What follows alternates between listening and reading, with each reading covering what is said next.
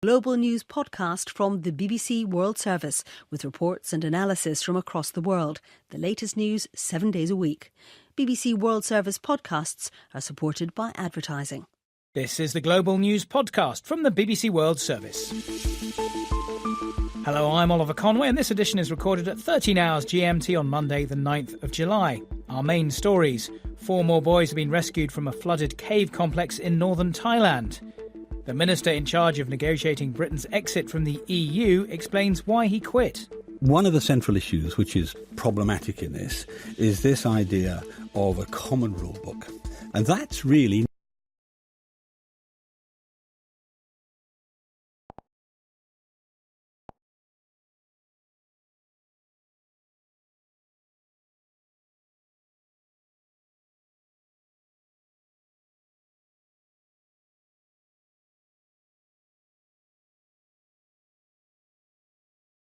Hello, this is the Global News Podcast from the BBC World Service with reports and analysis from across the world. The latest news 7 days a week. BBC World Service podcasts are supported by advertising. This is the Global News Podcast from the BBC World Service. I'm Alex Ritson, and in the early hours of Tuesday the 10th of July, these are our main stories. The British Prime Minister Theresa May is facing political turmoil over her Brexit strategy. She's lost 2 senior ministers in as many days, but there has not been an immediate challenge to her leadership. 8 of the boys trapped with their coach in a flooded cave complex in northern Thailand have now been brought out to safety. Also in this podcast. This is the year in which we will turn the tide on corruption in our public institutions. We hear how South Africa's government is suddenly and dangerously short of cash, with corruption in the tax system to blame. It's been a dramatic day in UK politics, and as night fell, there were questions over the future of the British Prime Minister Theresa May. She had lost 2 senior ministers in 24 hours over Brexit. First to resign was the Brexit Secretary David Davis, followed less than a day later by the Foreign Secretary Boris Johnson. In his resignation letter, he said what he called the Brexit dream was dying. Despite the political chaos in Parliament, Mrs May remained defiant in defending her Brexit policy. In the 2 years since the referendum, we have had a spirited national debate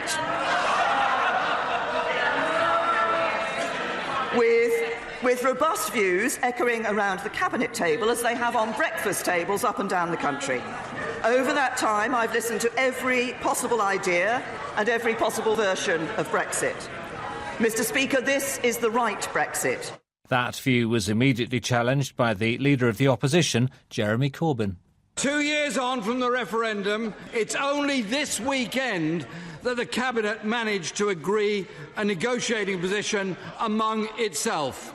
And that illusion lasted 48 hours. There are now only a few months left until these negotiations are supposed to conclude. We have a crisis in government, 2 Secretaries of State have resigned, and still we are no clearer on what future relationship with our nearest neighbours and biggest partners will look like. Mrs May has now appointed the Health Secretary, Jeremy Hunt, as her new Foreign Secretary. I spoke to our correspondent, Rob Watson, who's been following these fast-moving events. The Prime Minister laughed as the opposition leader called it a crisis.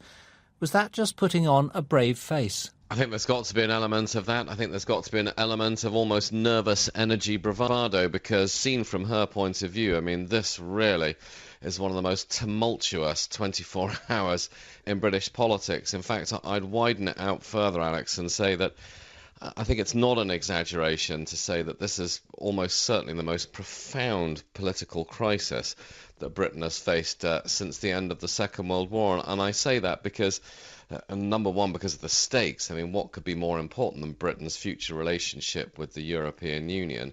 And secondly, because what you're really seeing is just the most extraordinary divisions within the two major parties, not just the governing Conservative Party, but also the opposition Labour Party, and really no agreement within the parties or between them on the fine details of what Britain's future relationship with the EU should be. So not surprisingly, words such as chaos, meltdown, crisis have been used rather frequently today. And speculation that there could be a challenge to Mrs May's leadership of the Conservative Party and therefore her status as Prime Minister.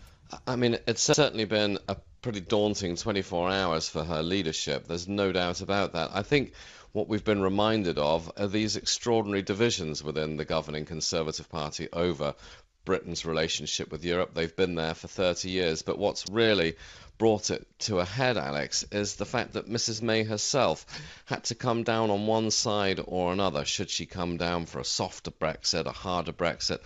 Last Friday at that cabinet meeting, she came down for a softer Brexit, and that was always bound to trigger a showdown in her party. Now, whether there's enough support amongst the hard Brexiteers to get rid of her, and not only that, but to replace her with leader and with someone who could bring off the hard Brexit they dream about, well, that I'm not so sure about. Well, I wanted to counter this because, of course, Boris Johnson, the Foreign Secretary who has walked out, was, for many people, the face of the Brexit campaign. He's been replaced by a man called Jeremy Hunt. He was the Health Secretary in the UK. He voted to stay in the European Union. How's this going to change things? He did, but he also now says that if he was given a second chance, he would vote to leave.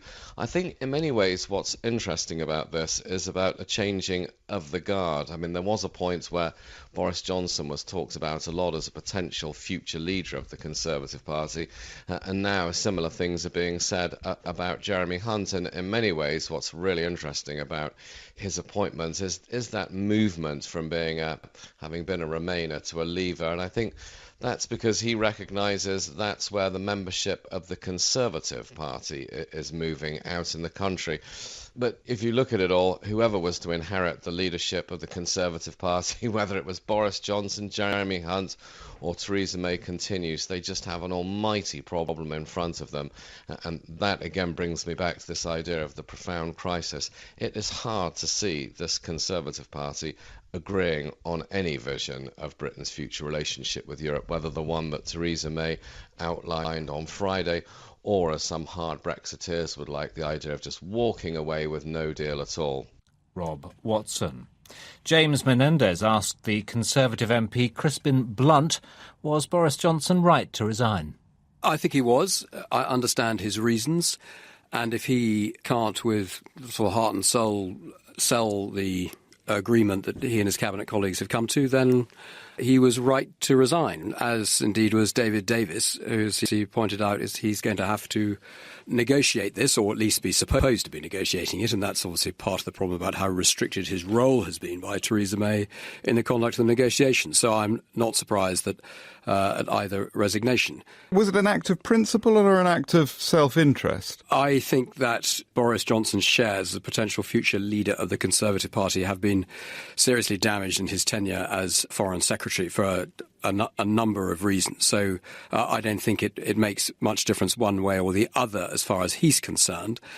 So I think in his case it would be giving up that great office of state is undoubtedly an extremely painful thing to do. Why didn't he resign on Friday after the cabinet meeting, though? You'll have to ask him that. But I can understand why it might take 48 hours to let the dust settle and see how things lie. I don't know how much access even though ministers of those seniority have had to the 120-page draft white paper that is then going to flesh out the agreement that they reached on Friday. I mean, the reports are from that Friday meeting that he called for the cabinet to rally behind the Prime Minister. I mean, if that's the case, then this is a supreme act of treachery, isn't it? I disagree with that. I think I would go with Boris's own explanation of his actions, and if his heart and soul is not in this, and given how strongly his views were reported that he expressed at the beginning of the meeting about how uncomfortable he was with the arrangement they were being invited to endorse, you can understand why he would then have recognised that his rather choice and colourful language at the beginning of that meeting would constantly be played back at him. You don't think it was David Davis's resignation that pushed him into it? In other words, he was just waiting to see who jumped first? You can speculate. I don't think it makes very much difference in that sense. I can understand why both men would have come to the conclusions that they did. The Conservative MP Crispin Blunt. So how is this political crisis being viewed from mainland Europe? The verdict of the President of the European Council, Donald Tusk, is it's simply a mess, the biggest in the history of EU-UK relations. Our Europe editor, Katja Adler, reports now on the reaction from Brussels. Europe's leaders are intentionally not commenting on the political furore in London. Labelling it a domestic issue, they insist EU negotiators remain available 24/7 to resume Brexit talks whenever the UK is ready. In Brussels, the President of the European Council, Donald Tusk, said Europe was deeply troubled, not by British cabinet resignations, but by Brexit itself. Politicians come and go, but the problems they have created for the people remain. And the mess caused by Brexit is the biggest problem in the history of EU-UK relations. David Davis's resignation has been met with a collective shrug in EU circles. How can we miss a man who was never here, one EU source commented to me. Mr Davis made one visit to Brussels in the last 4 months. A far more familiar face here is Ollie Robbins, the Prime Minister's Europe advisor. The EU is reassured that he's staying in his post for now. But the mood in Brussels, especially after hearing this afternoon that Boris Johnson too was gone, is far from blasé. EU leaders worry that political uncertainty in Britain makes the possibility of a no-deal Brexit far more likely. Not because either party wants it, but because time for EU-UK negotiations is simply running out. Katja Adler in Brussels. A risky dive mission to bring members of a junior football team out of flooded caves in Thailand continued on Monday, with 4 more boys brought to safety. They were taken to a hospital in the nearby city of Chiang Rai, from where Nick Beak reports. All 8 boys brought to safety are said to be in good health. It's not clear yet whether the parents of the football team even know which of the children have got out. After 2 gruelling days, the divers have been resting. They hope in the coming hours to return to the cave and embark on what could be the final part of their mission, bringing out the last 4 boys and their coach. The head of the operation has asked the Thai people to look on the boys as if they were their own sons. Until the last child is safely out, this country will continue to hold its breath. Nick Beak in northern Thailand. A BBC investigation has found more people who have accused President Trump of sexually inappropriate behaviour. The Panorama programme spoke to some of the guests at parties arranged by Donald Trump in the late 1980s and 90s. They say he hosted and attended gatherings where middle-aged men would prey on very young women. The White House hasn't responded to the allegations. Richard Bilton reports. Panorama has spoken to men and women who were at Donald Trump's parties in New York and Florida. They say young women, some as young as 14 or 15, would be partying with middle-aged men. Our sources say there was cocaine and alcohol around. One, who attended several parties, says the older men were there to have sex with young models. Barbara Pilling was 17 when she was told by her modelling agency to go to one of Donald Trump's parties. She says the future president approached her.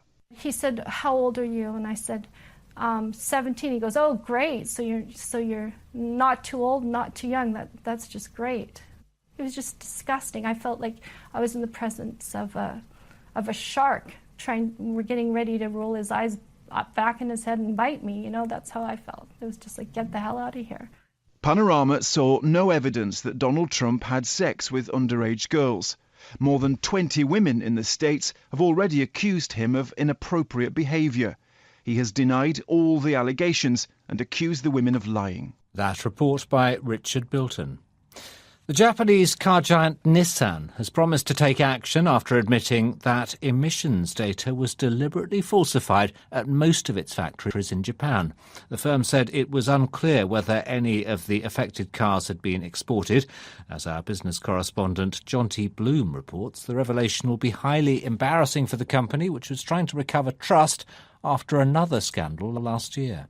Nissan was forced to recall more than 1 million cars last year over incorrect inspection procedures and was ordered by the Japanese government to look into misconduct by its staff.